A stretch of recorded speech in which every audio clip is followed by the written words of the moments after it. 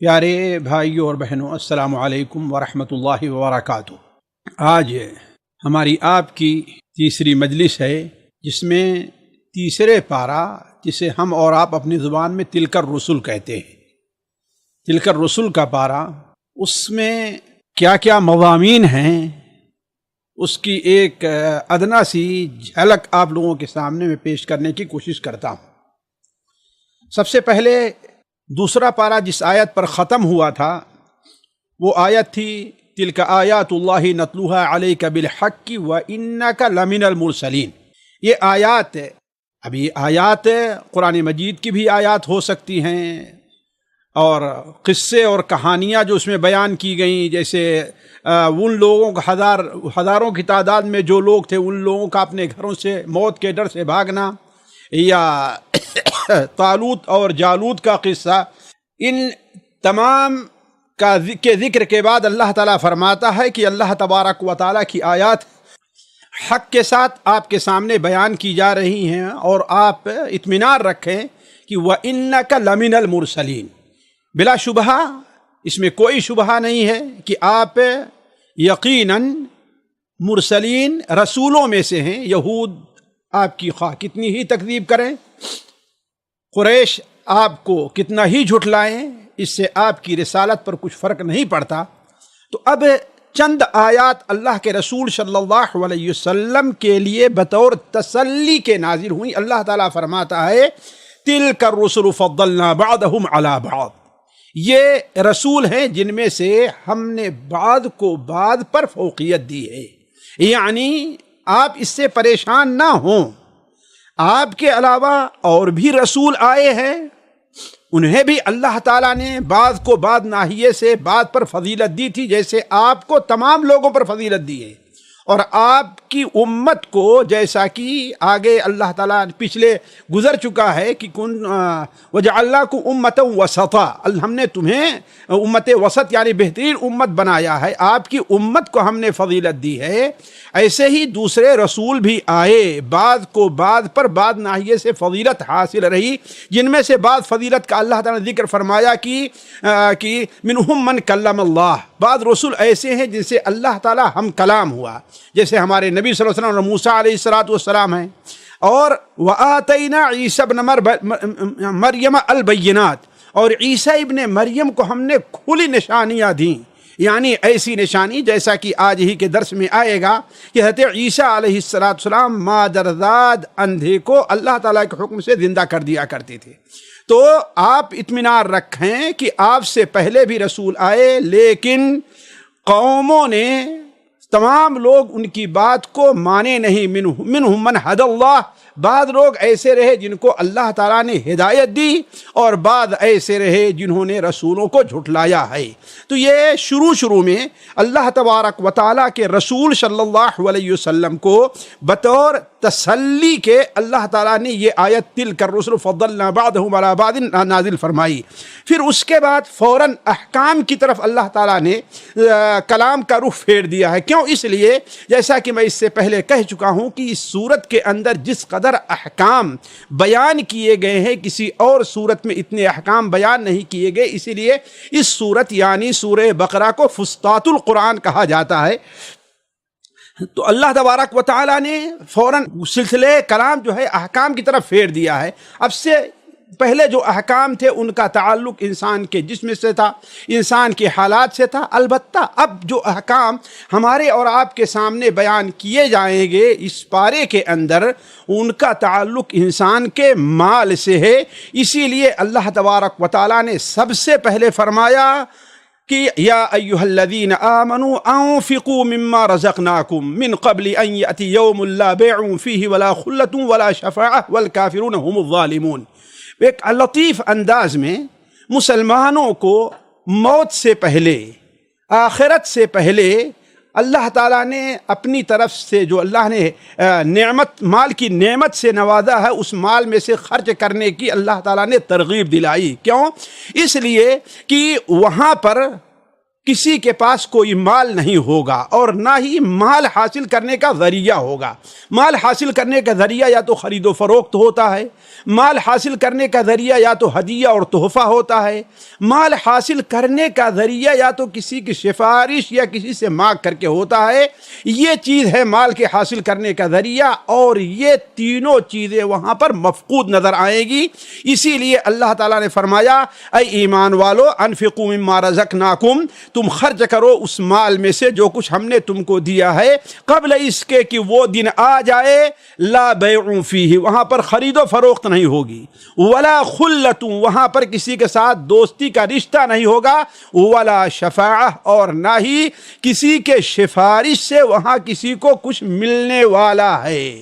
اس کے بعد فوراً ہی اللہ تبارک و تعالی نے آیت الکرسی کا ذکر فرمایا۔ یہاں پر آیت الکرسی یہاں پر بیان فرمائی۔ یہ آیت الکرسی جس کے بارے میں آپ جانتے ہیں، یہ قرآن عظیم کی سب سے اہم آیت ہے۔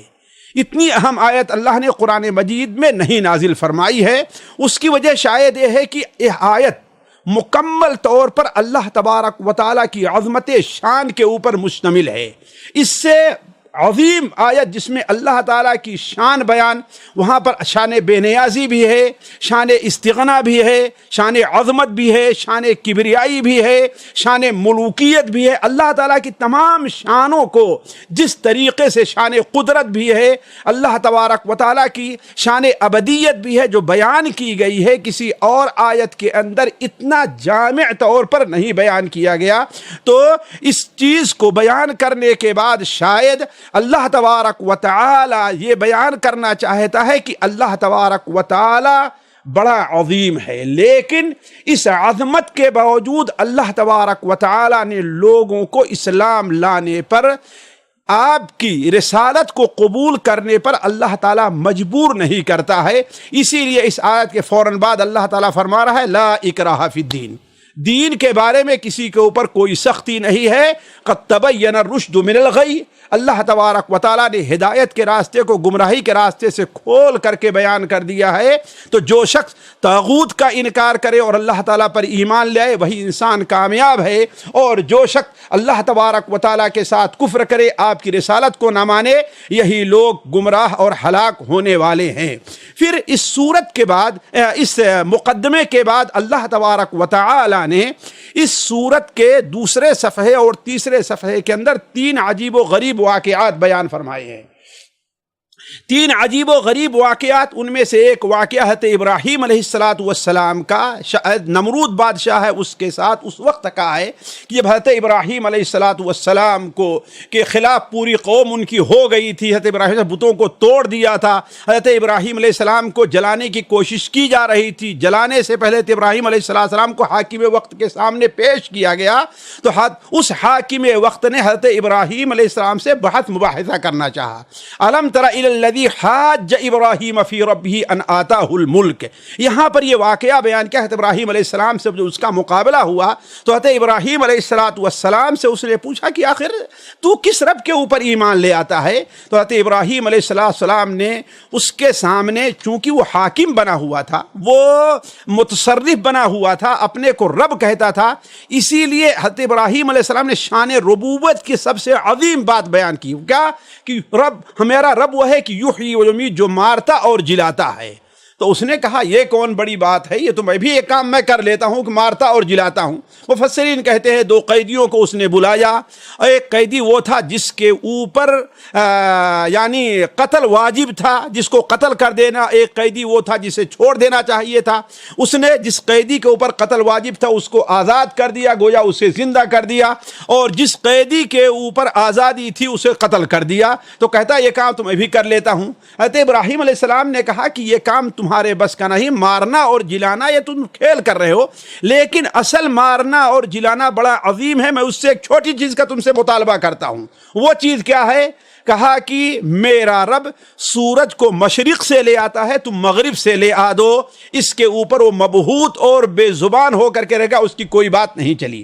دوسرا واقعہ حضرت عزیر علیہ السلام بیان کیا جاتا ہے کہ جب موسیٰ علیہ السلام سے پہلے ارمینیا شہر کو دشمنوں نے بالکل ویران کر دیا تھا، وہاں کے لوگوں کو قتل کر دیا تھا، تو حضرت عزیر اپنی گدھے پر سوار ہو کر کے ادھر سے گزر رہے تھے، گدھے پر سوار ہو کر کے ادھر سے گزر رہے تھے، تو دیکھا کہ افسوس کے ساتھ کہ کیا اب یہ دوبارہ شہر آباد ہو سکتا ہے، یہاں کے لوگ دوبارہ کبھی زندہ ہو سکتے ہیں؟ اللہ تبارک و تعالیٰ نے انہیں وہیں پر موت دے دی اور 100 سال تک وہ وہاں پر مردہ پڑے رہے۔ صبح کے وقت ان کی موت ہوئی تھی اور شام کے وقت 1 سال کے بعد جب ان کی 100 سال کے بعد 100 سال کے بعد جب دوبارہ وہ زندہ ہوئے تو انہیں وہ سمجھے کہ میں سو رہا تھا، حالانکہ اللہ تعالیٰ نے فرمایا کہ تم کتنا دن رہے؟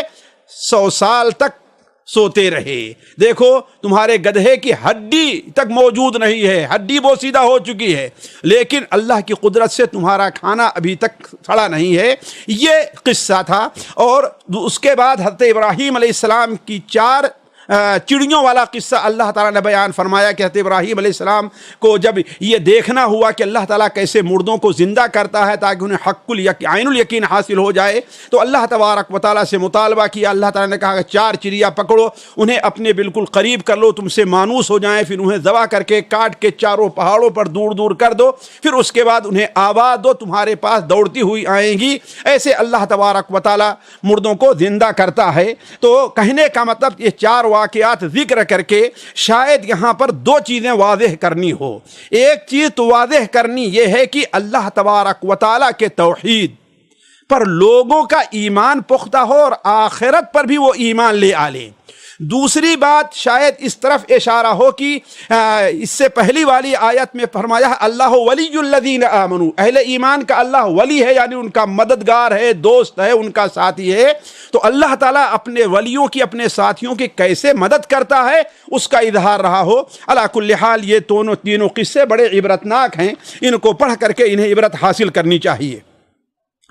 پھر اس کے بعد اللہ تبارک و تعالیٰ نے اپنے راستے میں خرچ کرنے کی ترغیب بھی دی ہے، ان کی فضیلت بھی بیان فرمائی ہے اور ان کے آداب بھی بیان فرمائے ہیں۔ ہمارے جو بھائی ان چیزوں کو اچھی طریقے سے سمجھنا چاہتے ہیں وہ صرف مثل الذین ينفقون فی سبیل اللہ کمثل حبۃ انبتت 7 سنابل فی کل سنبلۃ 100 حبۃ، اس کو پڑھنا شروع کر دے کہ اللہ تعالیٰ نے کیسے اس کی فضیلت بیان فرمائی اور اس کے آداب بیان فرمائے کہ یہ خرچ جو ہونا چاہیے یہ مقبول کب ہوگا۔ 1 دانے کے عوض اللہ تعالیٰ 700 دانے کب دے گا؟ ایک نیکی کے عوض اللہ تعالیٰ کے راہ میں جب خرچ کرو گے تو 770 گنا کب ملے گا؟ 700 گنا کب ملے گا؟ 700 گنا کب ملے گا؟ جب کہ تمہارے اندر خلوص نیت پائی جائے۔ یہ پہلی چیز ہونی چاہیے۔ جیسے اللہ تعالیٰ فرمایا مثل الذین ينفقون اموالهم ابتغاء مرضات اللہ۔ دوسری چیز کیا ہونی چاہیے؟ اس میں من اور ادا نہیں پانا چاہیے۔ من کے معنی ہوتا ہے احسان جتلانا اور ادا کے معنی تکلیف دینا، دونوں میں فرق ہے۔ مثال کے طور پر آپ لوگوں کے سامنے کہتے رہیں، لوگوں کے سامنے جس کے اوپر کوئی احسان کیا ہے پیٹھ پیچھے کرتے رہیں کہ ہم نے فلاں کے ساتھ ایسا کیا ایسا کیا ایسا کیا، لیکن وہ آج اس کی قدر نہیں کر رہا، یہ تو من احسان جتانا ہے۔ اور خود اس کے سامنے آپ کہیے کہ ہم نے تمہارے ساتھ ایسا کیا، تمہارے ساتھ ایسا کیا، یہ گویا کی احسان کا اسے تکلیف اذیت پہنچانا ہے۔ تو اس کا ادب یہ ہے کہ وہ صدقہ کیا ہے؟ من اور ادا سے پاک ہو۔ اسی طریقے سے ریا اور نمود کا اس میں کوئی شائبہ نہیں پایا جانا چاہیے۔ نیز صدقہ جو دیا جائے وہ گھٹیا مال سے نہ دیا جائے۔ ان آیات کو آپ پڑھیں تو آپ کو اس کا اندازہ ہوگا۔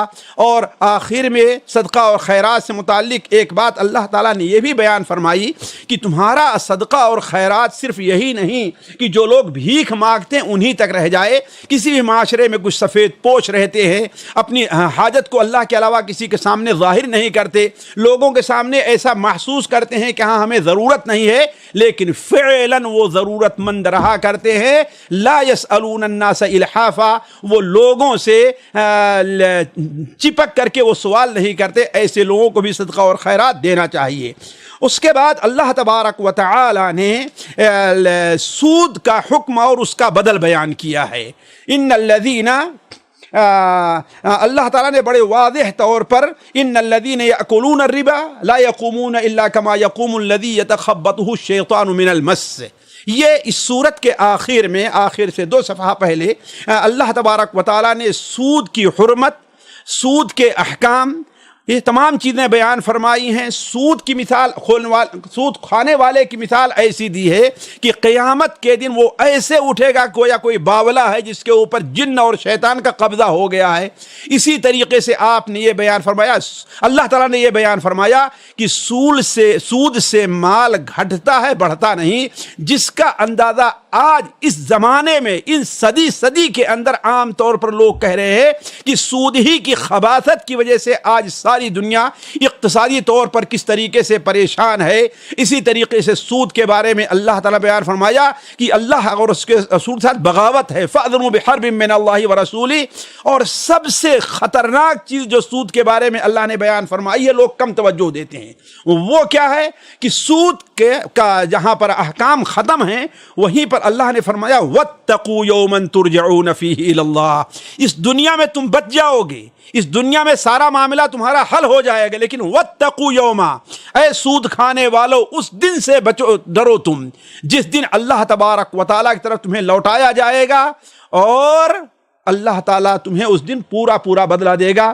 اس کے بعد اللہ تبارک و تعالیٰ نے قرض اور لین دین کے احکام بیان فرمائے کہ قرض لینا ہے کسی سے یا دینا ہے تو لکھ لینا چاہیے۔ ہاں، بعض قرض ایسے ہوتے ہیں جس کا لکھنا مشکل ہوتا ہے، مثال کے طور پر آپ کسی دکاندار پر گئے اور اس کے پاس گئے، ایسا تجارتی معاملہ ہے تو ہر شخص کا لکھنا یہ انسان کے لیے مشکل ہوتا ہے۔ اس کے بعد آخر صورت میں اللہ تبارک و تعالیٰ نے اس صورت یعنی سورہ بقرہ کا انہی تعلیمات پر خاتمہ کیا ہے جن تعلیمات کا ذکر شروع صورت میں آیا ہے۔ یہ قرآن مجید کا اعجاز ہے۔ ہمارے وہ بھائی جو قرآن اور اس کی تفسیر سے دلچسپی رکھتے ہیں انہیں یہ بات سمجھ لینی چاہیے کہ اللہ تبارک و تعالی عموماً آپ دیکھیں گے کہ جو صورت جس مضمون سے شروع ہوتی ہے اسی مضمون پر جا کر کے ختم ہوتی ہے، بلکہ بسا اوقات دیکھیں جن الفاظ سے شروع ہوتی ہے اس کے متضاد لفظ یا اسی الفاظ پر جا کر کے وہ صورت ختم بھی ہوتی ہے۔ آپ اگر قرآن مجید کا مطالعہ اس ناحیے سے کریں تو آپ کے سامنے یہ بات واضح ہو جائے گی۔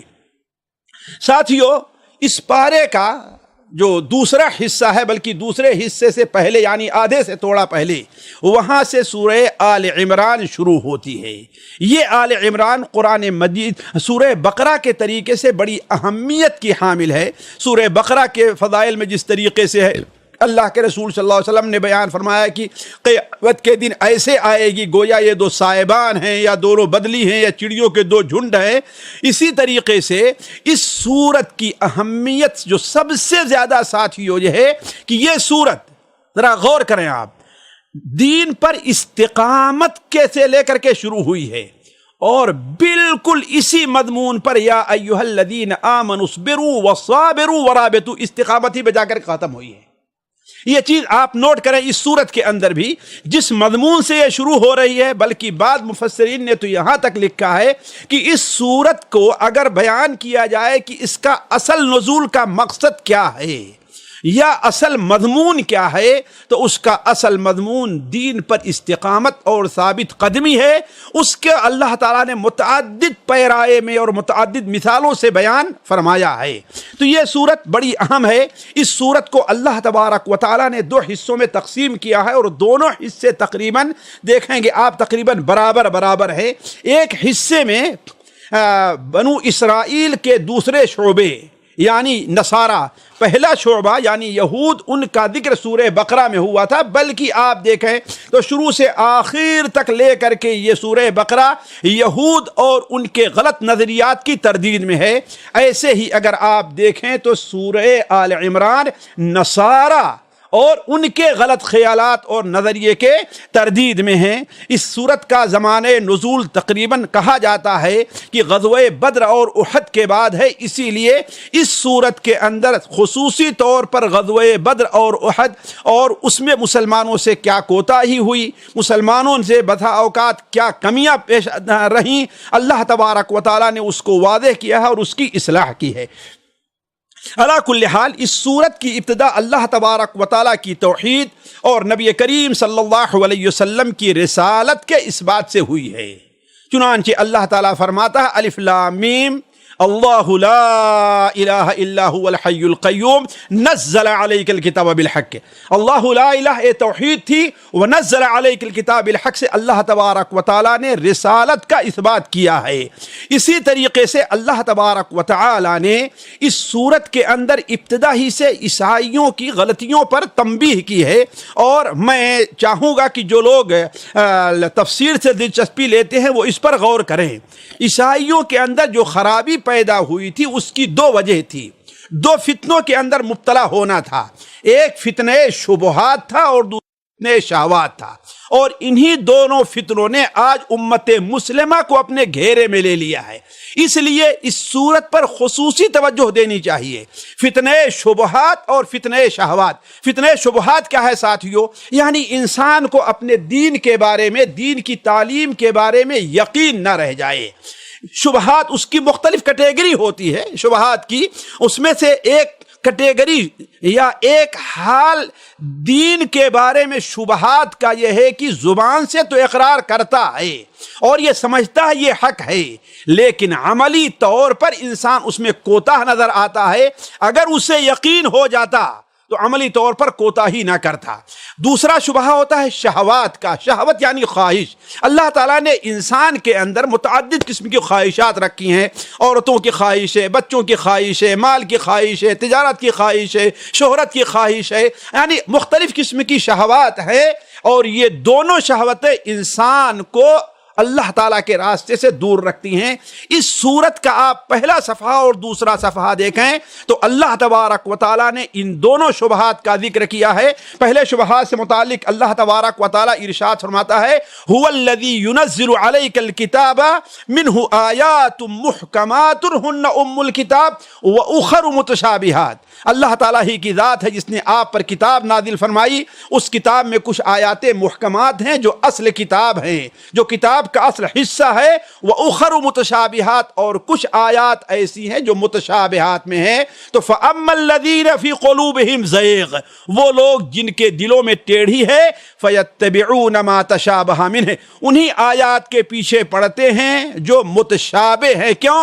دین تک، حق تک پہنچنے کے لیے نہیں، ابتغاء فتنۃ وابتغاء تأویلہ، فتنہ اور اس کی تعویل کی غرض سے، اور شہوات کے فتنے آگے والے صفحے میں اللہ تعالیٰ فرماتا ہے زُيِّنَ لِلنَّاسِ حُبُّ الشَّهَوَاتِ مِنَ النِّسَاءِ وَالْبَنِينَ وَالْقَنَاطِيرِ الْمُقَنطَرَةِ۔ تو علی کل حال ان آیات کے اندر، اس صورت کے اندر اللہ نے بنو اسرائیل کی دوسری شاخ یعنی نصارہ کے ان دو فتنوں میں پڑنے کا خصوصی طور پر تذکرہ اس لیے کیا ہے تاکہ امت مسلمہ اپنے آپ کو اس سے بچائے۔ اس کے بعد ساتھیو آیت نمبر 15 سے لے کر کے 32 تک آخرت پر ایمان کی طرف توجہ دلائی گئی ہے۔ اللہ تبارک و تعالیٰ کی وحدانیت پر زور ہے، اللہ کی کتاب کی طرف خصوصی اللہ کی کتاب پر ایمان لانے اور نبی صلی اللہ علیہ وسلم کی اتباع کی دعوت دی گئی ہے۔ بصورت دیگر اللہ تعالیٰ نے انہیں عذاب کی دھمکی دی ہے۔ بڑی مشہور آیت ہے، آپ اس کو سنتے ہیں، شہد اللہ انہ لا الہ الا هو والملائکہ، اللہ گواہی دیتا ہے، فرشتے گواہی دیتے ہیں، اور حق کے ساتھ انصاف ور علماء گواہی دیتے ہیں کہ لا الہ الا ہو، اللہ کے علاوہ کوئی معبود نہیں ہے۔ اس کے بعد یہود و نصارہ کے زعم باطل ان کا جو اپنا گمان تھا کہ ہم اللہ تعالیٰ کے شعب اللہ المختار ہیں، اللہ تعالیٰ کے چہیتے ہیں، اللہ تبارک و تعالیٰ کے پیارے ہیں، اسی لیے اولاً اللہ تبارک و تعالیٰ ہمیں آخرت میں جہنم کا عذاب نہیں دے گا، اور دنیا میں اللہ تعالی ہمیں حکومت اور سیادت سے نوازے گا۔ اس چیز کی بھی تردید اللہ تبارک و تعالی نے بڑے واضح انداز فرمائی ہے، چنانچہ آپ پڑھیں 24 نمبر آیت، لن تمس النار الا ایام معدودات، اس کے میں اللہ تبارک و تعالی نے ان کی تردید کی۔ اس کے بعد اللہ تعالیٰ نے ان کی اس خام خیالی، جو یہ سمجھتے تھے کہ ہاں بھائی ہمارے اوپر کوئی عذاب نہیں ہے، اللہ نے ان کی تردید فرمائی اور فرمایا فَكَيْفَ إِذَا جَمَعْنَاهُمْ لِيَوْمٍ لَا رَيْبَ فِيهِ، اس وقت کو بھی یاد رکھو، آج اللہ کے چہیتے ہونے کا دعویٰ کرتے ہو، جو دن ہمیں آنے والا ہے اس میں کوئی شبہ نہیں ہے، وَأُوفِّيَتْ كُلُّ نَفْسٍ مَا كَسَبَتْ، اور ہر نفس جو اس دنیا میں کمایا ہے اللہ تعالیٰ اس کو پورا پورا بدلہ دے گا۔ اور یہ بھی اللہ نے واضح فرمایا کہ یہ ملک کا مالک کون ہے؟ اللہ تبارک و تعالی ہے۔ مالک الملک کون ہے؟ اللہ ہے، جس کو چاہتا ہے ملک دیتا ہے، جس سے چاہتا ہے چھین لیتا ہے۔ اگر تم اپنی بدعقیدگی اور بد کرداری سے باز نہیں آئے تو اب اس ملک کے تم سے چھین جانے کا وقت آ گیا ہے کہ عرب کے ان صحرا نشینوں کو تمہارا ملک دے دیا جائے۔ پھر آخر میں اللہ تبارک و تعالیٰ نے ان کے اس دعوے کی کہ ہاں ہم اللہ تعالیٰ کے شعب اللہ المختار ہیں لہذا ہمیں عذاب نہیں ہوگا، اللہ نے ان کی تردید ان الفاظ میں بیان فرمائی کہ کل ان کنتم تحبون اللہ فاتبعونی یحببکم اللہ، اگر تم یہ سمجھتے ہو کہ اللہ تعالیٰ تم سے محبت کرتا ہے، اللہ تم سے محبت کرے، تو اس کا ایک واحد اب ذریعہ رہ گیا ہے کہ فاتبعونی، یعنی محمد صلی اللہ علیہ وسلم کی اتباع کرو تو اللہ تعالیٰ تم سے محبت کرے گا۔ پھر ساتھیو اللہ تبارک و تعالیٰ کے ان عقائد کی اصلاح کے بعد اللہ تبارک و تعالیٰ نے کلام کا رخ بعض نصارہ کی جو خاص غلطیاں تھیں ان میں سے ایک ایک کے اوپر اللہ تبارک نے کلام کا رخ پھیر دیا ہے۔ مثال کے طور پر یہودی یہ سمجھتے تھے کہ حضرت عیسیٰ علیہ السلام اللہ تعالیٰ کے بیٹے ہیں، لیکن اللہ تبارک و تعالیٰ نے اس کی تردید فرمائی اور اللہ نے بیان فرمایا کہ ان اللہ اصطفیٰ آدم و نوح و آل ابراہیم و آل عمران العالمین۔ اللہ اکبر۔ تو ساتھیوں میں کہہ رہا تھا حضرت عیسیٰ ابن مریم علیہ السلام کی پیدائش، یہ پہلی جگہ قرآن مجید میں حضرت عیسیٰ علیہ السلام کی پیدائش کا ذکر ذرا تفصیل سے آیا ہے کہ حضرت عیسیٰ علیہ السلام کی نانی جو عمران کی بیٹی تھی، عمران بنو اسرائیل میں دو گزرے ہیں اور دونوں بڑی اہمیت کے حامل تھے، ایک عمران حضرت ہارون علیہ السلام موسیٰ علیہ السلام کے والد، اور دوسرے عمران حضرت جو ابراہیم علیہ السلام، حضرت عیسیٰ علیہ السلام اور حضرت یحییٰ علیہ السلام، ان کے سمجھیے کہ نانا یہ عمران یہ دو تھے۔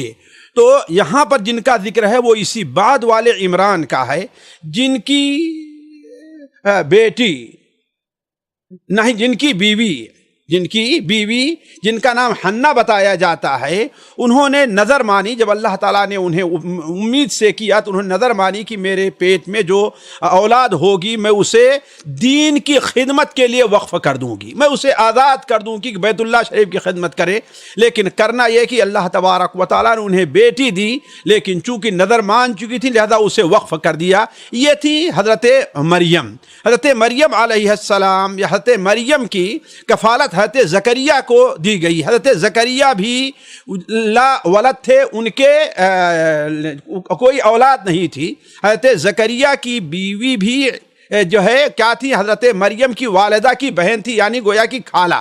تو اس طریقے سے حضرت زکریا ان کی کفالت میں وہ آئیں تو اللہ تبارک و تعالیٰ نے مریم کو کرامات سے نوازا تھا، جن کی بعض کرامات کو دیکھ کر کے، جیسے گرمی کا پھل سردی کے موسم میں، سردی کا پھل گرمی کے موسم میں، حضرت زکریا لا ولد تھے اور بوڑھے ہو گئے تھے، انہیں بھی خواہش پیدا ہوئی کہ جو اللہ اس پر قادر ہے وہ ہمیں اولاد دینے پر قادر ہے، تو انہوں نے اللہ تبارک و تعالیٰ سے دعا کی، تو وہاں پر ایسے زکریا کی پیدائش ہوئی، حضرت مریم سے حضرت عیسیٰ علیہ السلام کی پیدائش ہوئی۔ عیسیٰ علیہ السلام کو اللہ تعالیٰ نے بڑے معجزات سے نوازا، ان میں ایک معجزہ یہ تھا کہ حضرت عیسیٰ علیہ السلام مادرزاد اندھے کو، کوڑھی کو اللہ تعالیٰ کے حکم سے جو ہے شفا دے دیتے تھے، کوئی آدمی مر جاتا تو اللہ تبارک و تعالیٰ کے حکم سے اسے زندہ کر دیتے تھے۔ یہ پورا قصہ اللہ تبارک و تعالیٰ نے اس سورت کے اندر 2-3 صفحے کے اندر، بلکہ 4 صفحہ دیکھ لیں اس کے میں بیان کیا ہے۔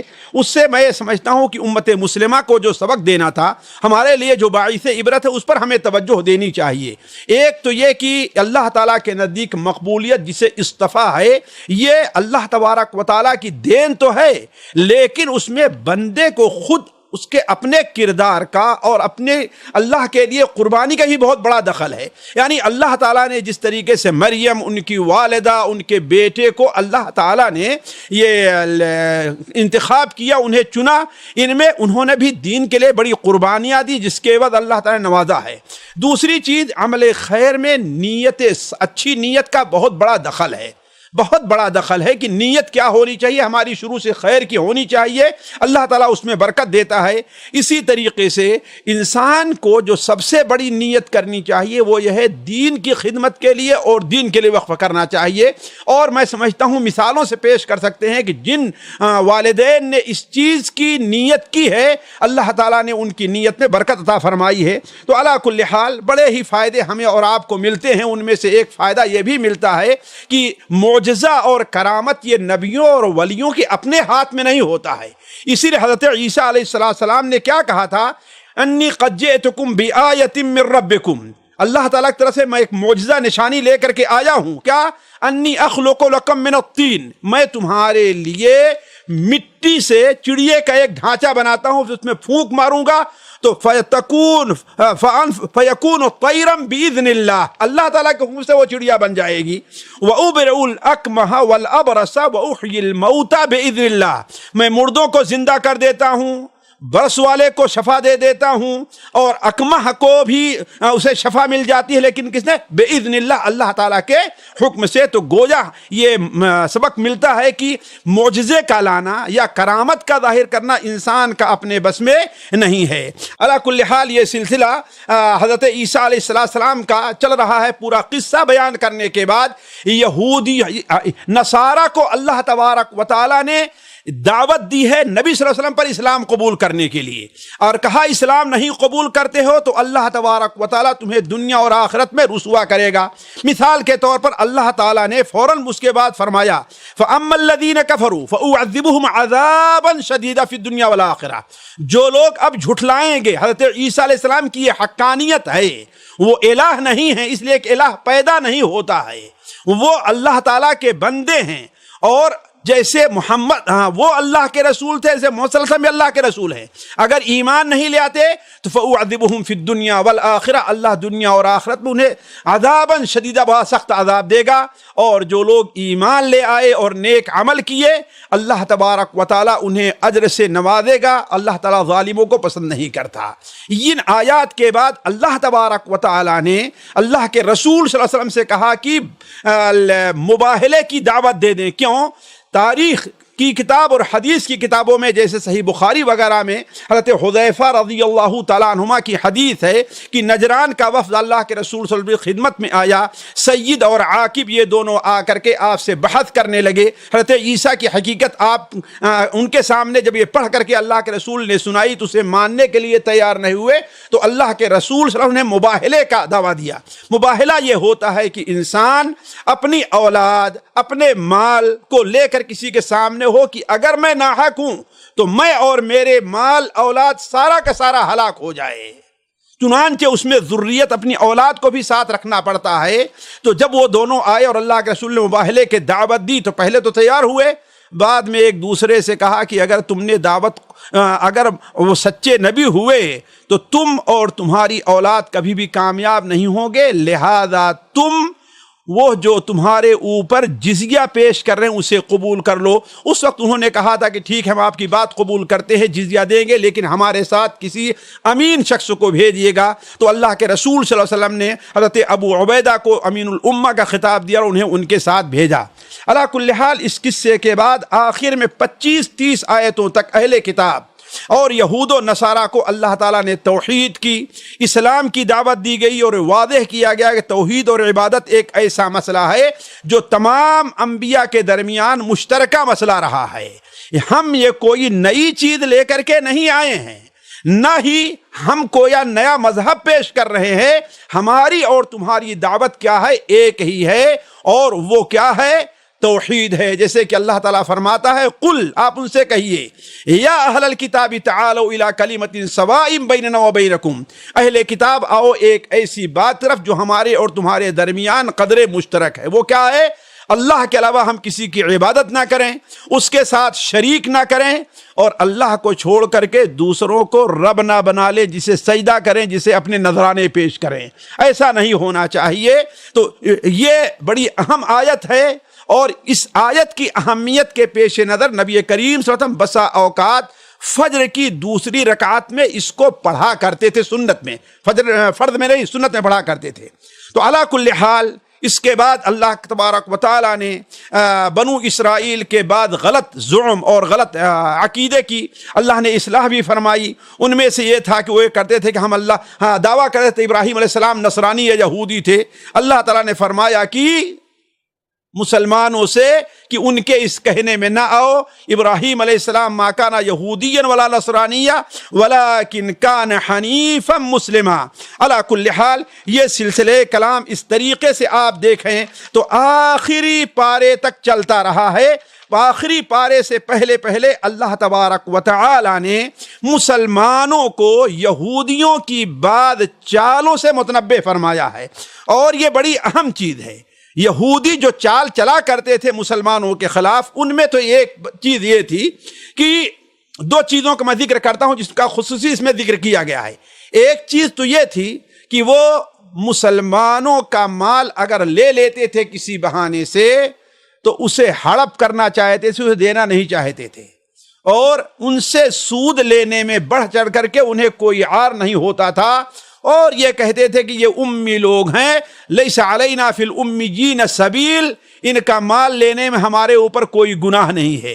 جس طریقے سے آج بعض ظالم قومیں جو مسلمانوں پر مسلط ہیں، مسلمانوں کے خلاف جھوٹ بول کر کے اور ظلم کر کے ان کے مالوں کو ہڑپ کرنا چاہتی ہیں، اور یہ کہتی ہیں یہ تو ہمارا اپنا حق ہے، مسلمان بعد میں آئے ہوئے ہیں۔ یہ وہی نظریہ ہے جو یہودیوں کا نظریہ تھا۔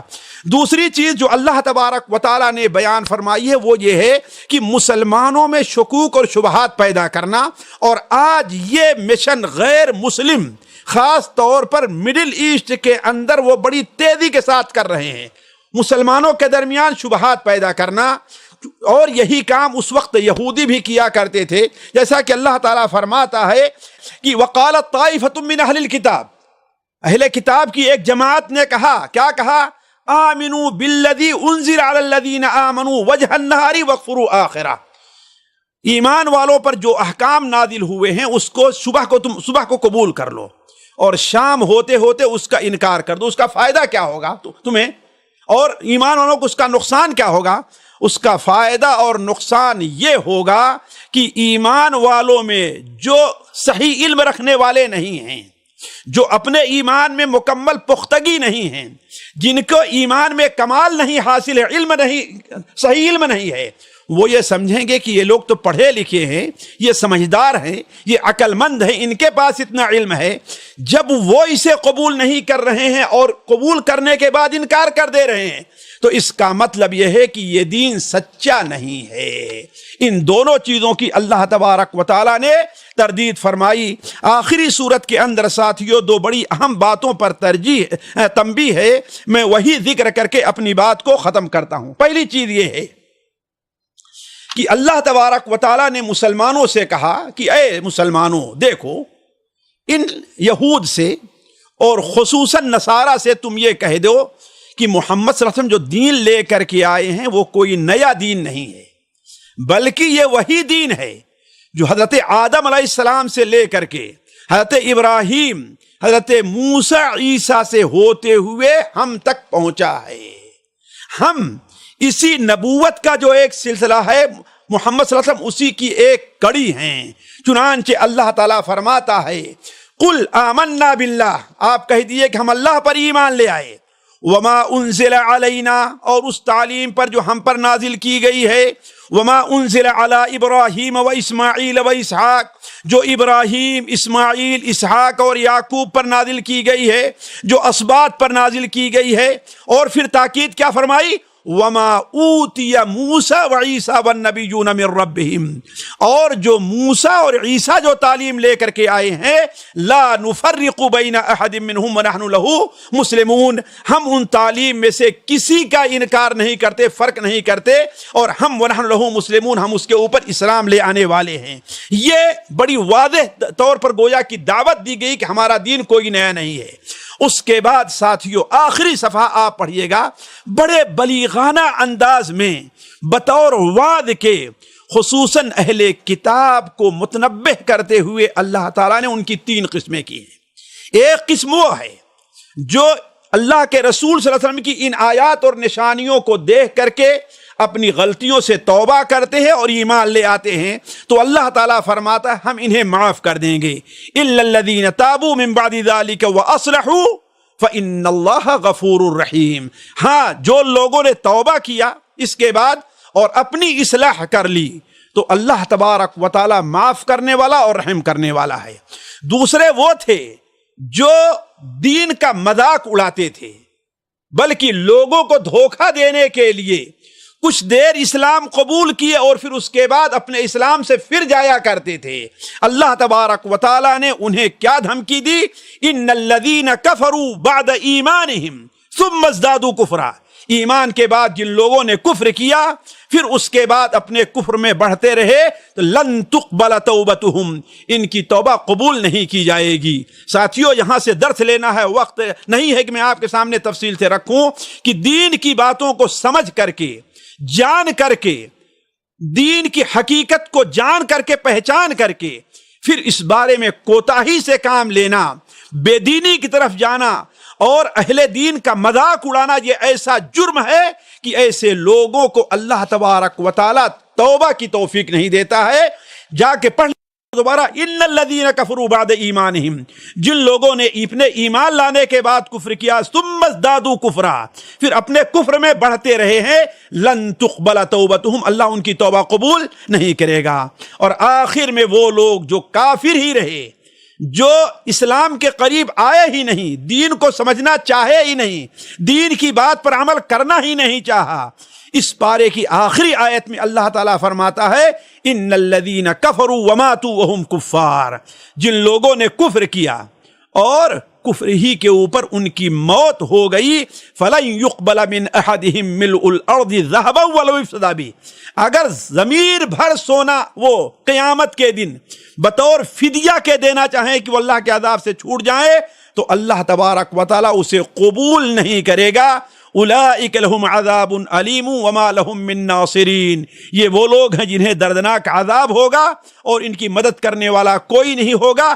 ان تینوں گروہوں کو سامنے رکھ کر کے مسلمانوں کو اپنے اندر جو لوگ ہیں انہیں عبرت حاصل کرنا چاہیے کہ انہیں کس گروپ میں بننا ہے۔ اللہ تعالی ہمیں اور آپ کو پہلے گروپ میں بنائے کہ جن لوگوں نے توبہ کیا اور اپنی اصلاح کر لی، اللہ تعالیٰ ان کے لیے غفور اور رحیم ہوگا۔ اللہ تعالیٰ سے دعا ہے کہ اللہ تبارک و تعالیٰ ہمیں اور آپ کو قرآن مجید کے ساتھ جڑے رہنے اور قرآن کو اپنے دل کی بہار بنانے کی توفیق عطا فرمائے۔ والسلام علیکم ورحمۃ اللہ وبرکاتہ۔ سامعین کرام، ہمارے علمی اور عوامی دروس اور سوال و جواب کی مجلسوں سے آپ خود بھی مستفید ہوں اور اپنے دوست و احباب کے ساتھ بھی شیئر کریں۔ عین ممکن ہے کہ آپ کے شیئر سے کسی کی اصلاح اور آپ کے لیے صدقہ جاریہ بن جائے۔